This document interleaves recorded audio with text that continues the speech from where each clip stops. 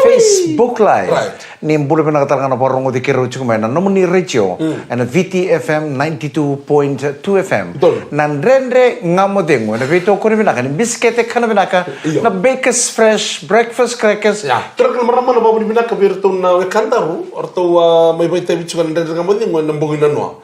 Go arto ko sarto nga mer tong giri terto tu men bela buni bul makau mai Mikael ngalon bul mai sau kasa Apa betul tak kamu miga? na bono ni lombo sudi ai Mike na bul makau you have to draw the milk down yo wono arto lombo sud dal chingo mai sau kasa na kabini kwa ena buku nga ni kela ba maru te chingo me vangala la ta na sudu mana serena na bul makau ya lewa mai sau kasa te levo ni bul na bio kani lo mani lor bento ke taxi na minibus rebo ni basi kemni ka sarkana rebo na pasindia ni sakit da bakian kabini kuwa. Kila irnan riba ouch. Iya. Irsandu baka mer sakila tu nang ngono. Mena ono kina bitu. Iya. Ena mo ni tikina porombu ke baka ramon tu ni minibus, sena taxi, sena basi. Irsandu signal cukup ben riba. Me on takana VTFM. Eu gay tumbal tu may tawani. Sana naman nga ni Sada kung may sabulay na bus trip ko no tamang gonden rin nga mo din. O bang ko, nang ko wow, rocks. Ano bang bulot tu ni veke muni na ponto chukana basi, veke muni na ponto chukana minibus kena taxi sangkai chuki vale. Ni sa suka na taka na singa vukilulu ni ko ni katini katolu ni singa. Rada man endo no tikin singa. Iyo. Katini katolu ni singa ni vulo September sa sanga talinge wari kentaru ngauna nona tantan rucin tungo.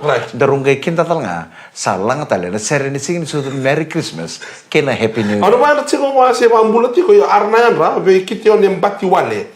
Kere na seri men numikin o kamini meli moape roto sar tsuga mo ngo klamen dora bu no tani sar sa ya o sar klebe. Iya. Wai nimbuku ngango don bula binaka. Orisi se kityo ni mbati wale ena kabede dai. Orisi tamay faith ken no mata bubale. Pagano ni bilang chen bi kem ni lele usar message church mo balatin yo ko tat bawo istagat ko na nungu profile. But that's okay. Bula binaka be ndraboni LT4140 bengrab tangon city suba. Sengan indo dala tataltungan nan rendra ngamo apisai Suliano. Songori Ako na bang bulot taltungan bulan rabi nimbasi rongole buna city ngoy suba bulot buna ka Rokoniki na lama nimbasi na JM229 kuan rabi chika nimbasi ni nasese na be singa todo ko sa rosin kila na ruta da mambadi toru chika ngono go suba ba lebu na be wakau ba lebu suba se na ruta da mga on rabi chika kina Rokoniki ni sam bulot buna on rabi ngo na be kanya solbi ko endono na ganimata nona matelelo kay donyo ko dalo turang ni bala ni bonde nona basi ngaro mo malo na kanitalo no ni se bambulo berto na lango bulu benaka na ngone salwa kini wata nande ndanga modi ura tamata na matanggal reply bango thank you kito na squad ni Malolo Island Resort kitchen staff kito na squad ni Malolo Resort kitchen staff tungiri foto kalaveti o chope niko chale sitibeni segunda kilo neto liuli osaki usakate kito na boni staff arto ben grabe tu mata sawa sena beach ba tuai ngango Malolo Island Beach Resort. Kila kento kilangan ko kento nong ni kento kilangan ko no mateli yo. Mateli lo se sunglass. Sunglass. Kachi baka no mungani. Iya. Kona kene pos tu nong ko kachi baka no mungani ngani mata. Kachi baka no mateli lo sunglass Iya. Ya ngai ngai mo ko ke bala ngai reda ko na mateli lo ni Rokoniki. Iya. Kono no reda mo hey bro. I like your shade. You got a nice shade. Do you go shade? Yes. Shade of sunglass. Shade, we call it shade. Kung saan ganun naman juga na shade na iba Gay bola ka ni buto ko talo ke pala ngina no material. Sinbera ko, hey bro, be careful, you're gonna step on my umbrella. Awas samtang ko na shade na barur na umbrella.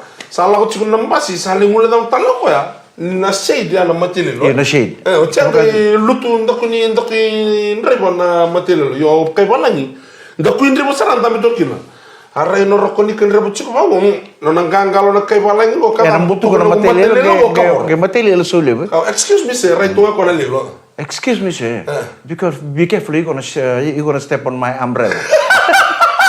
Kurang ajar marah mata bawa binaka tiwala mo na beto ko ni binaka ng biskete kana binaka na Baker's Fresh breakfast crackers ni ko sa baka kay mo chene kami ni ko iko bengunci kuni ngula daba na kemu lama ni tito to kon dondo na biskete ngo na Baker's Fresh breakfast crackers grabe nga mo dengong ko mo nito kani Mike Rando ouch mama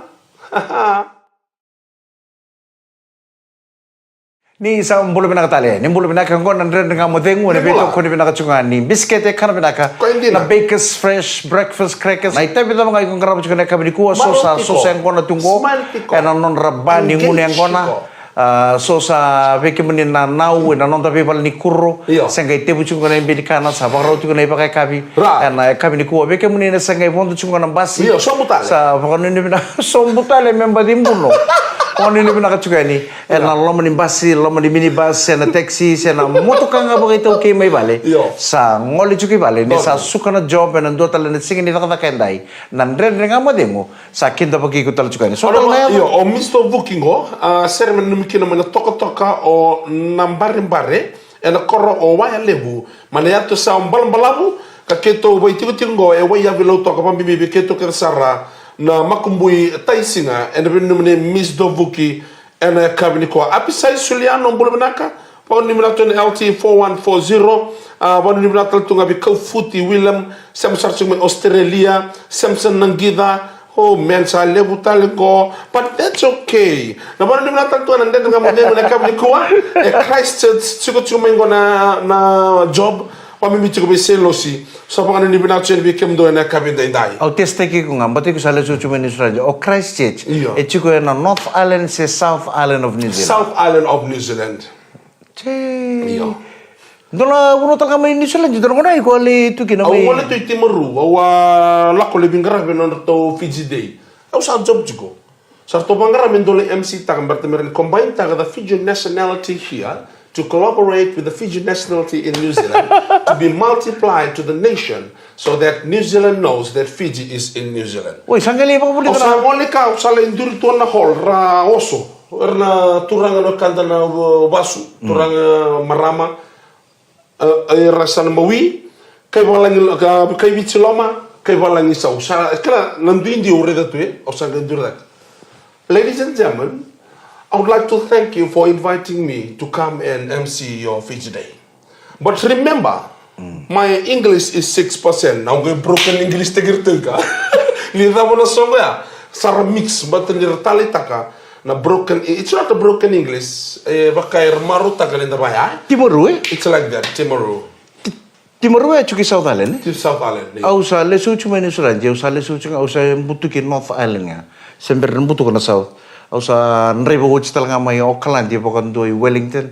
Le sara Wellington Sevens. Sandina. Ibu mo do belum nak kenapa orang itu may Windy Wellington. Yes. Na lodge ngona Porirua Lodge. Wow, taka po hafole. Ni nak tu yani. Total nga na bani ngunyang ngona pokan domumbula tunggu may Wellington. Na kena serer to lang ato chukuna senin tawan indalain doki. Right. Na itala no ni baka pala nguno may Wellington. Itu pun ni na pokan domumbula ni bani ngunyang ngona ko etambu kya na tatau. Iyo. Nyo sabe tu dak ngamola kolako. Ana ko nunango na. Iya natatawa sendo bakan doni. Iyo. Sang talagang nindo bakan doni para bani ngunyang ngona ko may Windy Wellington ya. Mo bakalalay. Au sa baka nambilo na sisi na itu nga ada bani ucin ngunyang. Au sa baka pinipina ka bi kam dolar ka gumay kuku ni ndo salay dingo man ay lakla. Kita warin kay kuku. Oi. Kita ucungay pun mono na na kena darat cungan non rasala na ngoni. Me sabsabatu ro puno rangai ba. Nandongan na itu kutukungan indo na vital no rosa ta ka cuga ro na ngoni ndo John nga may bali. John yo. Tamay John no. Dorong na lewa ya. Sale ta ka to sona kena ta ka wono na no. Iya sa ba bino kan ritu biting ko mi cunga na wekang kumay na ilong lamba. Berong ni turang na tu kuku. Belum na ka tirara lebu. Mana tempat kata kau kuku bina boleh bina nomor dipeting kau bina kau nomor di lomani balik. Kita satu rakan ngunyang kau nanti single bina no. Iya. Eta pasarangan na wallo kalau kena bung. Saya tu mulai rembulan. Sa kongangi. Sangan ni rawa toka. Ni kita ungkai sombong ain. Sa pangambulu tu mau tuira rali bu mai kuku. Do umbulu bina kau kono mitai. Kita tu bikin tu. Kadi kita kono mitai kita kadi bertu kono kia. Do umbulu bina mai kuku. Bukan ini bina kau salai siam masar cuma bebe kani. Na pono eru mai rara na kelo. Kaya na pono potura mai nailong lah. Kapan ni gua saran kadi tabi pakai tabi. Saya saran kadi tabi. Apa kan ini bina kau ini bina boleh bina siam cuma nak bina kadi kusa talai saran tono ngoni. Kila na bebe kani. Itu nanon tapi pono na ngono na bebe kororo tak kena bebe ngoni. May wanin buka. Ngo dona kan rendre ngona bebe ngoni. Right. Satu kuna sa Roni vi kononganingo vivi vale essa ni kovate e lombijuki nando na imbe le koto mai na imbe Iyo. o basara salanga ta ko kononganing kota lengo ni unangai valea o momo ne chikume vale una iyo una sinro ni no bosabua Right. ataro sarongo ne kota lai ini iyo o momo kunila kata kala tu na vale o momo la ko vikau guys serma nangone go sadur sar lo mani vale kinta sal nangone go ni turen lo mani vale antam bibina ko tumai lo mani vale no momo sar tv tu sinro ni bosabi no momo Iya sih kan. sangol ngamoko sangai main tambi tu Terus kami sar batu. sangai dubatu kinda dalongwani kota lengo sa durumen dora pusi Iya. durumen dora pusi ken rolo mondon sarnga momo sar tv tu pateki kono ngone kota le ken rolo mondon sarnga main tambi to dora pusi sangai bosa nangone ngoko me abaka ngame bosu bi busi Bebus. i rabusi au talai chunga mai bini me umai kauta na imbe Abarong to momo. abarong to momo rai tunga bako pada TV sin redi ko memori sarong oto chuko no momo sakila chuko ko na bosong Ala ka chunga mai buka, la ka chunga mai biau i rabusi Iya. o ngole chunga mai tale chunga mo ni mo me umai kauta imbe sa bosoro no momo rai tunga pada TV oi sabi na karabusi na imbe lombito ngangure asa ni ko ba Ono momo. iyo tapos chuko no momo Bos tal rai tunga pada TV Iya. baka me tungo tal chunga ko bibusi irabusi na imbe lombito ngangure asa ni ko ba Agad na o tu lang ka nga ko kauten Iya. ato ta kisar na ngone ko le ko to mena imbe baka bombo tal isa sa bita ka boleh besar rabusi au sa tataw tal to ka me usang ngole baka ko me bosi nga bibusi Ita mo lebih tamo mimbi. sabi na ko baka le besar rabusi Oh, sabi na ko sa kalau kata makan takut sebenarnya busi nguri. iya kaya baka me wari na busi ya Aro bingung lebih tiang atau Tirna. tiang talen noni. Iya iya. irabusi sabi na ko baka le besar na imbe au sa tataw Iya. me usang ngole sanggay pasar ngo nono momo irabusi au sa kere ni saya to nga bro ko to kina imbe goreng gele kana ka bini me baka to tolo mai me mai dula madana me mai dula madana nona misini Iya. na nungu oboro le kambas chiko meaning momo ndo to kona kaya Iya iya.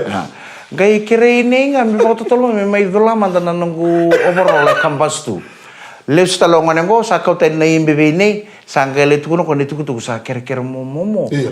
mo baka to tolo ya ni Iya. mulai dula madana nona oboro le kambas tu sinibera tolo nevi kono ngone ngo leus tali bale Iya. le kaibi momo na misini e datu kera ni sa dula linga tanga na no obro turanga kera marama nanda nga modengo e na beto ko au kala ni ko na torro chuko na bala bala ni talno au tu kun chuko kere chuko nga momo kera ni obako tolo ni bale mulai dula mandana no obro le kambas Au ke genge. isa gali leus tali bale bako tolo le kaibi momo na misini me dula ke no obro le datu kera ni sa dula linga tanga na no obro Lu sarap ko na mo kuni tombo ngaro na.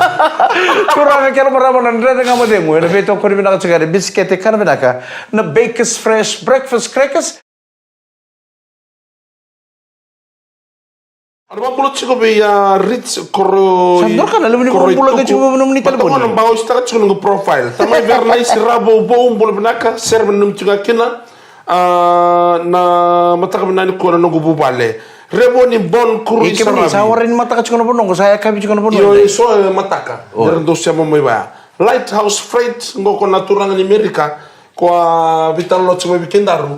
Mendola singa men ngai babo tumay na program go. Ano buli ken biballe di chuna Lighthouse Freight. Ngai suli bo na ko namba ni empesa mengai. Kepe apa mai me pa mai ba na ko empesa. Jauh nak kadi langi belum nak sebelum ni dau ken no mata bubale maleli bola avala rawa. Au sana tabu ya tu mantanga ya ni. Simeli WC Salambongi, Elisoni Tamaitara, Solomon Kila, James Smiley Rambulu ken no buvale, Ben Loki, inoke male lotawa. Pag ni bina tal tungan bi kem ni ke sar na bi kali na bi sei buru da ni sembol mekina gona viti FM. Bolo na ka mai Scotland ya no bong bolo tone ben ko karua e pelingoli kimbua ken na mo mata bubale au no bong bolo tal tungan ken na bubale nei tini katolu. Right. Au sa ngula tal tal. Tolu tin kaba. Au no bong ni bina ko tani ken be bubale ke de sara.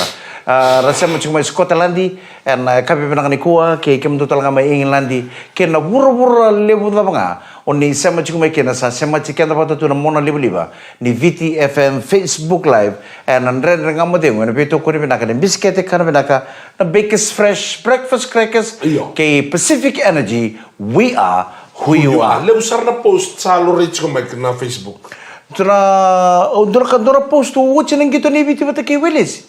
Pues sa bola kan ta on nga ko sa Facebook. Santari dito na post member di ko na referee ko referee ta kanang gitu biti bata kay Willis. Sa ora dito na video or tambo to kino Prince of Wales. Kono woto 3 minute ya. Luba tai den reserangan no no neketai. No sanduri de ko me redo ko na davo na madala na pasia. Kona pas kong kali lutu beran. Kona kan le lutu ya. Ton da redebi ko ni pakai lutu sara be ko na viengu lew.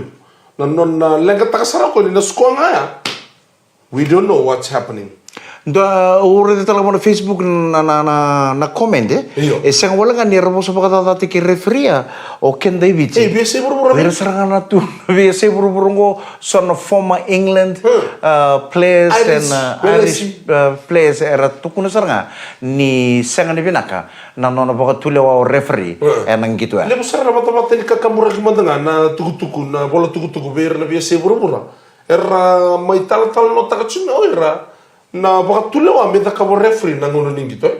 Isari bias na sarang na baka tule wa aure de to kana ngauna atudur mesa sulike na yellow card wana timini wele sio ko warning tekir to tunga kana captain akadimo kapitan ni wele si this is my last warning to you if you guys gonna do it again somebody is gonna go to the bin right ni atudur me asa suli na yellow card ve wele si sanga gay mesulyo ko na yellow card BBT ken libusar na pako tulo wa da ka ko na lomanirara nang gitu ya sang sarnga ni sabi to kun sa lore mga singa libusar nga nanono bito kun itu nga kena timini weli au sabi sure di chika ni kim ni singa ba rombuka ngoi na kinda bay nambua au gad mo matakani komenta ka sando na pusang ga da kitundo na turanga sabi sure to ko bir ka da sar lo ibiti menda mai sota na bugni kaba berlo Bala ta sa sure di tal chinga ke no referee me on na kaba berlo. Kono referee ya? O referee ya. Oi me samba di foto lagi lo mani kita ba.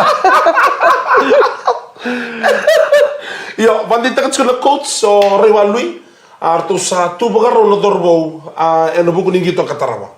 Okay, baka ito na nanggo piece of advice. Pero to na boys and kami ni kuha si pero to na management ni team. Mesang wala dabi nang gitu ya. Wate ke welis. Siang wala nga nyorto imay. Uyo mo po sa nga bibiti raramba. Sa lumata le bina lubo na dola. Bekente ke David menta sangule da nang ganga nang ganga ya ando don menta ganga. Sa menta sangule da nang gitu ya wate ke welis sa ucia. Esa na sanga ni nang ilistal mai nang gitu ya. Nakanga menta sana da ka nang ono me san focus na management ni timi kerto na boys na tubo da ba. Mena tubani mena pon da burkina na tim ni Australia. Binak saranga. Tura kan marama dotal madon do dengu leka do babur binak chigo be Bakers Fresh breakfast crackers.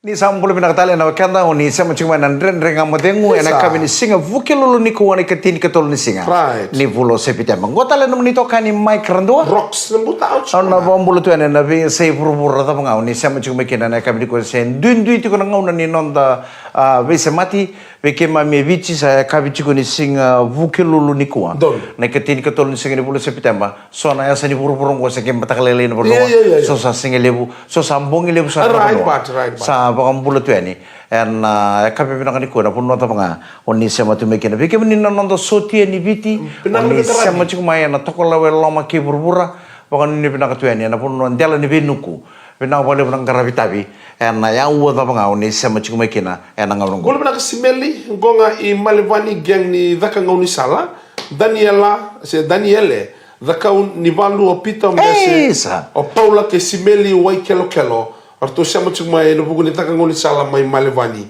Ya usar mai. Ilo suani tamai tara boleh benaka krea amanda keraun ni dona ser mo tebi kito. Ka bakam bimbi me kere mai me talno taka dona turang ni tasiri kena turang ni mbua non rom mai mbua.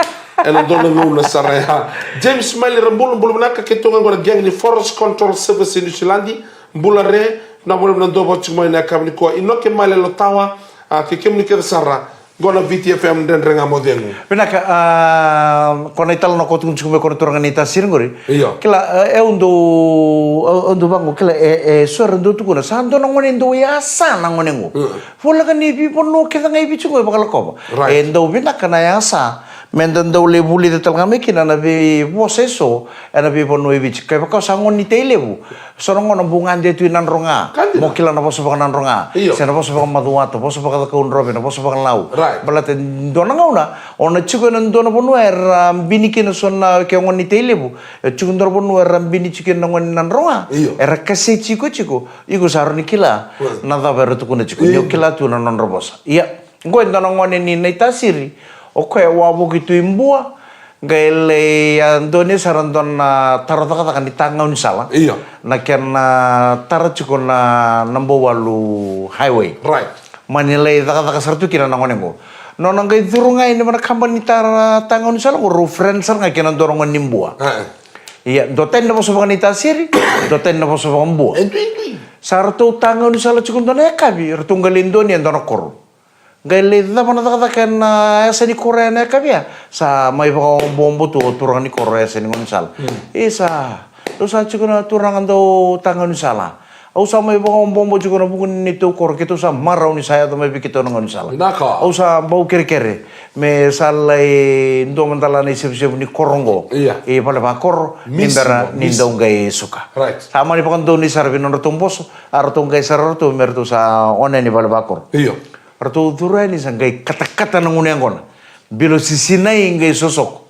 Salah kola ciko. Sa sintor rojuko kono nimbu na karania kona otake na bilu sinai okwe sabe tukuna chikubi kono nitasi merau sanro vi kito na sa songo tele bonitasi nanro amenda sa step nro means step iyo orto iyo pagambau orto maimbua endotani iya na nita buti nanro.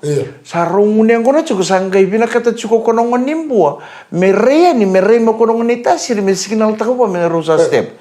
Ningono nga rey ni kiro kono nimbua kono nita sir tubosom. Ocha sanggay nanumo kono nimbua okay. Nangaw na kiro sana lay susu kinito ba? Au sana ngay tukuno ba na ito ko me kiro sanro. Ngono nga lay susu kino kono nita sir. Sanga korongan nimbo memure ni kay duren itu musali setel mo korongan ni tasir robita la chisinga na non le sote itu mo sale la ko salangan to na ngono sabi bembongile mo no sangole itu mo korongan ni tasir sale susu ya bebendin dia bakal no susu ngai kinta talok sarabi maya sana korongan nimbo itu sar na rautu sartungan di mana kumbuni pala pa koroni korongo ngai bebe mbuto chukuna puno alum sa ka usaran lo turangan nimbua sangai sa ngole mayasa sa ndom total kana house pipe ni korongo nimbua arosusu tu kita talo korongo nitasir saya no korongo nimbua I tahu iyo ndarumbu na ngauno ngau na vala sarabi kono ngani tasiri balate ni rau susuuru tu gai tukuni ni baka ribu ana itu kutungo babe ita au gere iyo ndarumbu ika salo malengo kono ngani ni tasiri na itu kutungo satu kuning go bua ita nadaba saya ngau kai chungani au gere ndarumbu meaning itu kono kono nimbu darunro darumbu sakila saranga kono nita sira usana lengake ke pakai kana go bana sire buno kirundur tikino go erna tombo kira wirna lewni korongo kiro kaila baki dorta mani manduali sangai bugi ngana ko bi kono nimbu tau au nangono susuki na manita sir ngono kale lekin ata menunggu kale betul na taka iku tukun cukup menggur bi sember bondo di sebuta ka bana gugul sangai tukun cukup ka mon ronro turanga kira maramana ndaka ngamademu sana damo tale ena eka bibina kaniko bina mo na beto ko ni chumai na mo na beto ko ni binaka Naro Bakers fresh, Iya. breakfast crackers. Right. Nanu mo chigo mo kilatal chuga na vivo sa ni vivo no taleso. Don binaka. Sa nanu mo saranga kono turangan nita siri mo mero sa takaba. Natakataka. Gon ito kan rocks na buta. Kono mo nito kani Mike Randua. Guys, sa mo talaman nandra nga mo din. Ana kami ni mata kani pagkateng mo binaka ni sa mo din.